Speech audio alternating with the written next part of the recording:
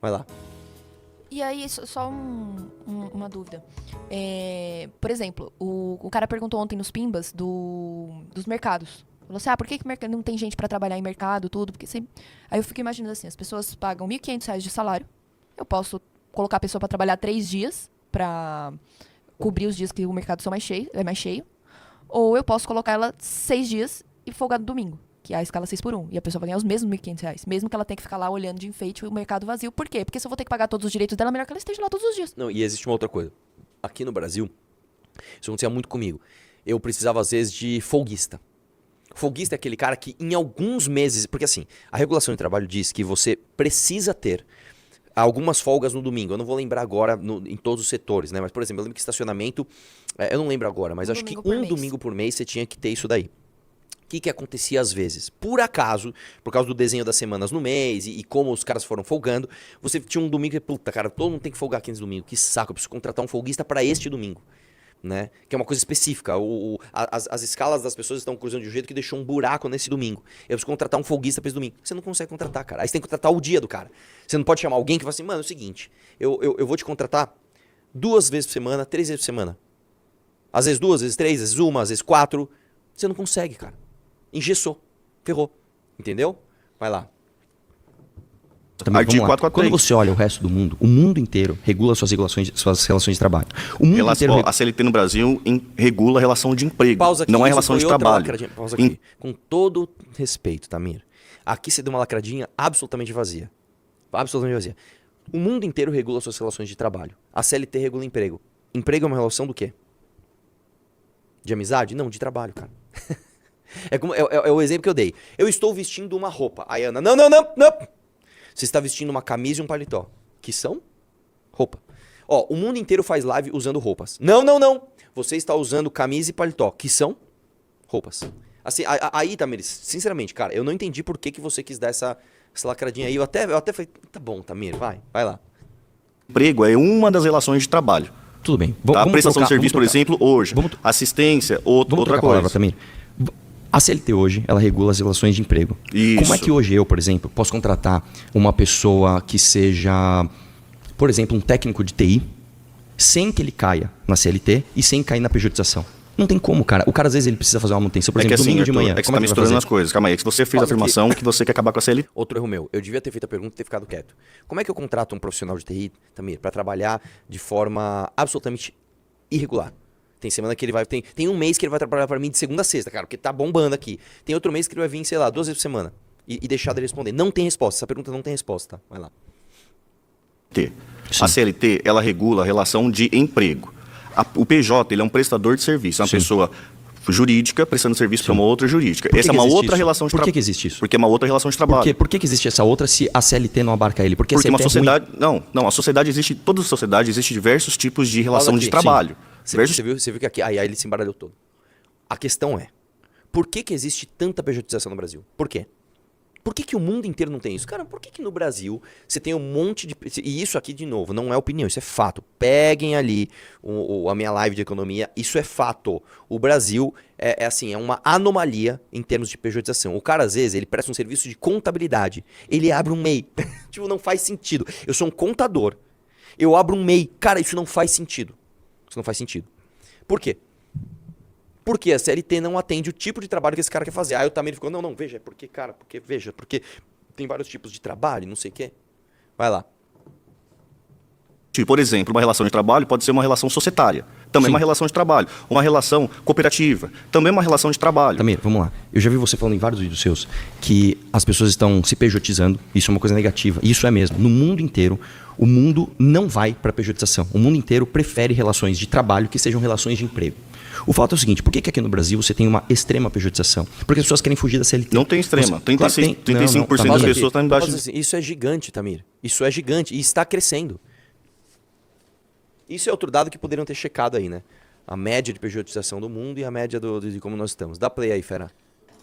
Também relação de emprego, pelo amor de Deus. E 7% é em relação de pejotização. Nós estamos numa crescente pausa de aqui. pejotização. Eles fizeram pausa.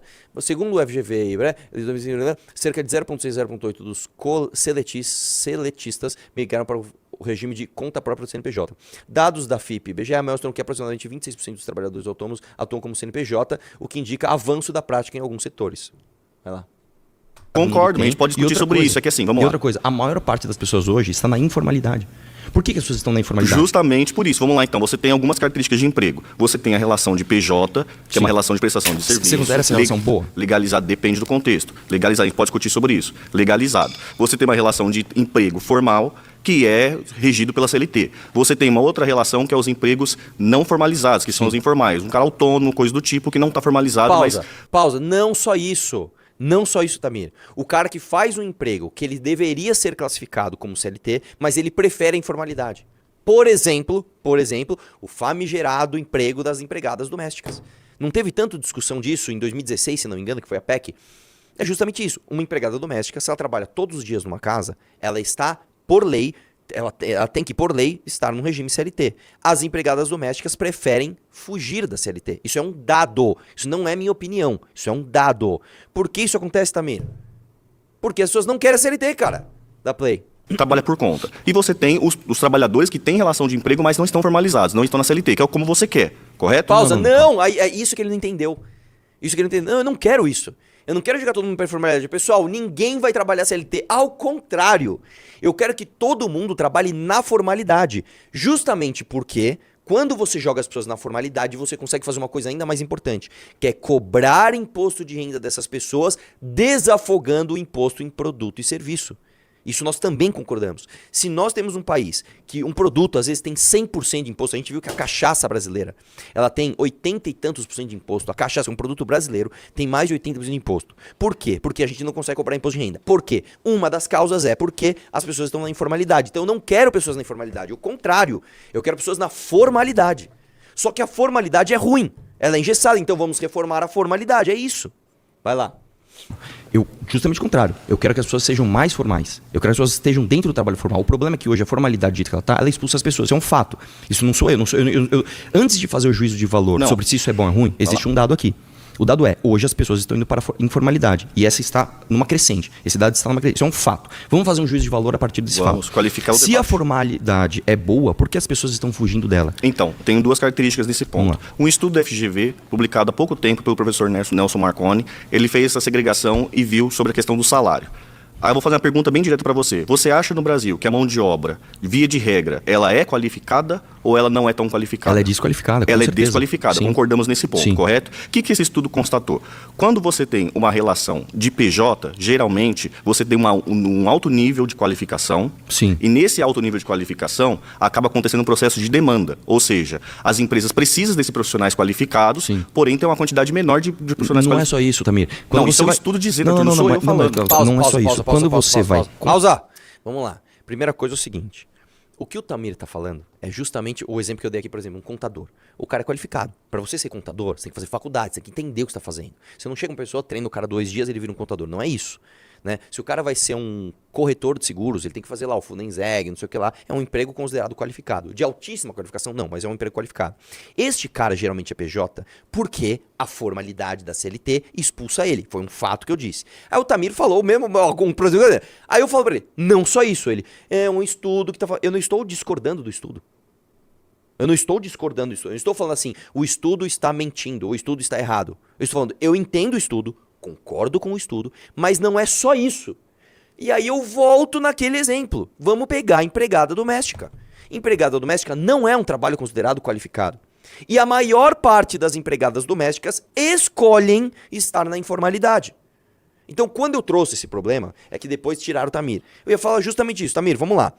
Eu entendo que o emprego qualificado não é abraçado pela CLT, o que já é um problema.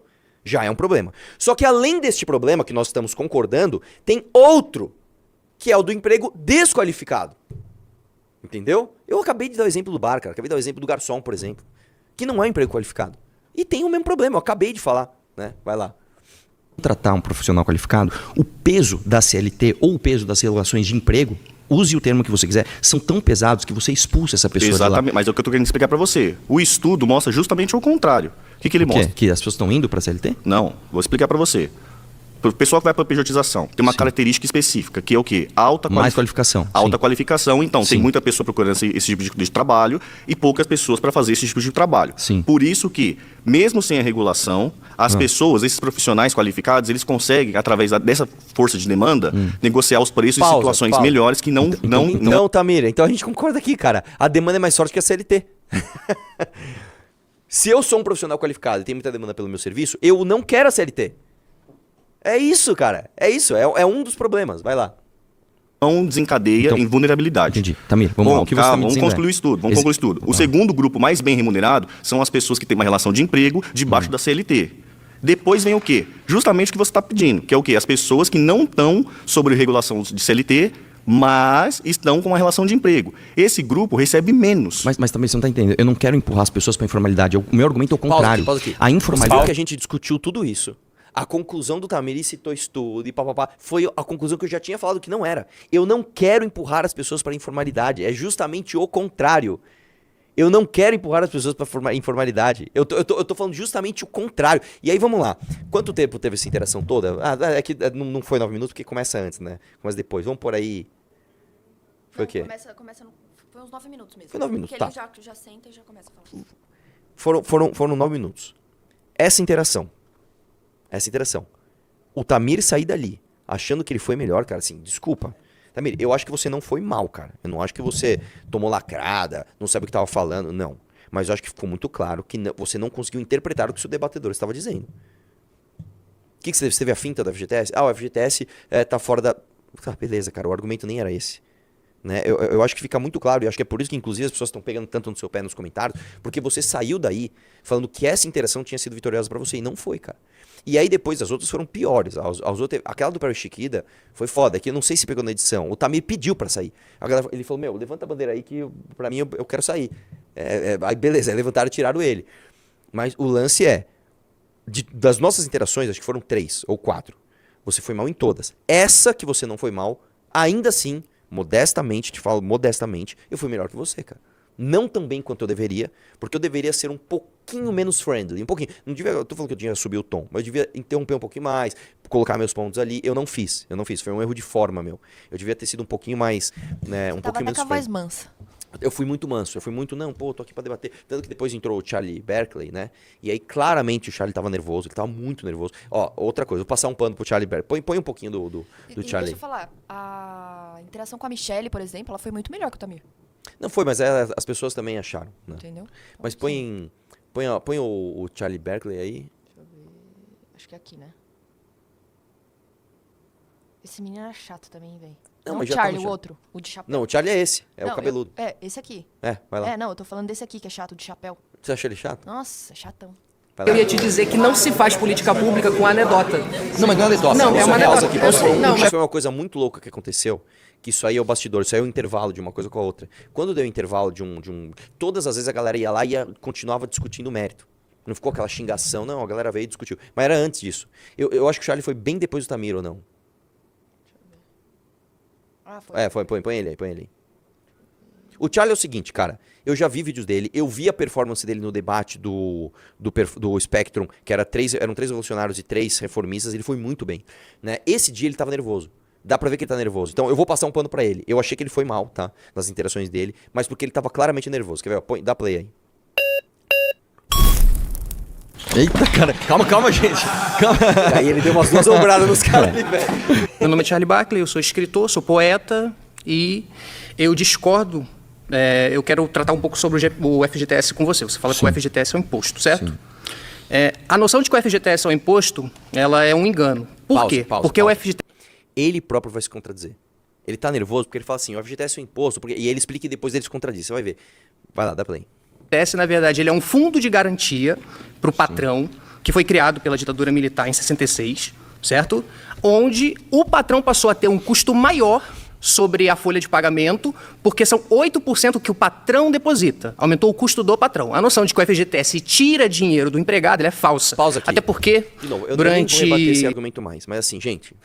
Pô, Charlie, é uma coisa bem básica. Se eu estou te contratando por 1.000... Só que você me custa, tô dando um exemplo, 1.200. Você não me custa 1.000, cara. Você me custa 1.200, cara. Isso é uma coisa muito, muito, muito básica. Ah, mas os 200 vão pro... Então dê pra ele. Então você não ganha 1.000, então você ganha 1.200.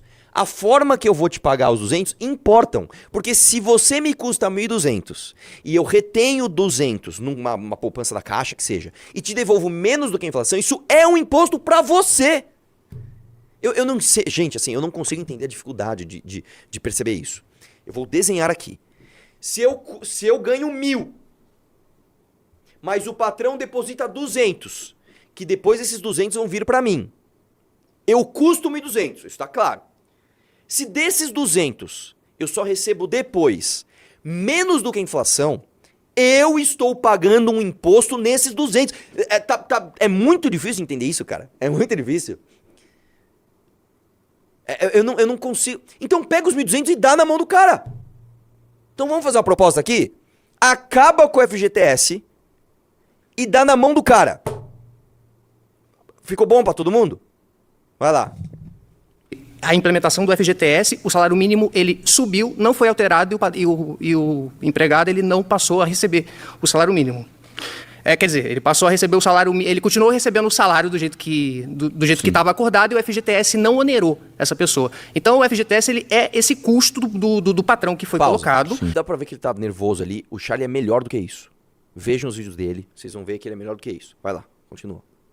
E o FGTS, além de servir como um auxílio para caso esse patrão, esse funcionário seja desligado, você também tem o fato de que o FGTS ele é um fundo de crédito. E é por isso que é errado você chamar de imposto. Porque, sendo um fundo de crédito, ele serve para fazer financiamento principalmente de moradia, o Minha Casa Minha Vida. 80% das casas do Minha Casa Minha Vida foram financiadas pelo FGTS. E como é que funciona? Se toma o crédito desse Deixa. dinheiro do FGTS e esse crédito ele é devolvido a juros, porque ele é sempre uma garantia do patrão. Logo, o FGTS ele não tem como ser um imposto, visto que a finalidade do imposto é a arrecadação do Estado para que ele cumpra com as suas obrigações financeiras, certo? E isso não retorna diretamente de novo, porque o Estado ele não devolve o dinheiro do imposto, a não ser por meio de investimento. Charlie, você acabou de definir o imposto. Se eu pego o dinheiro de você,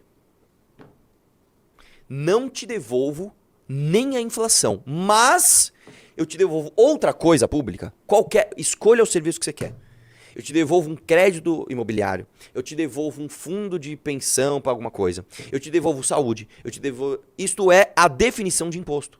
Se eu cobro de você um valor e te devolvo não o dinheiro, mas parte, tudo bem, cara, vamos lá, paguei 200, o Estado me devolveu 199. E com ele fez outra coisa, é imposto. Não, mas ele te devolveu 199, mas o ele não devolveu.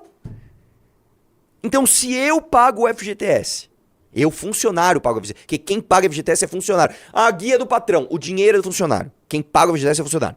Se eu pago o FGTS, eu não recebo o rendimento total e recebo uma outra coisa através do governo em troca, é imposto.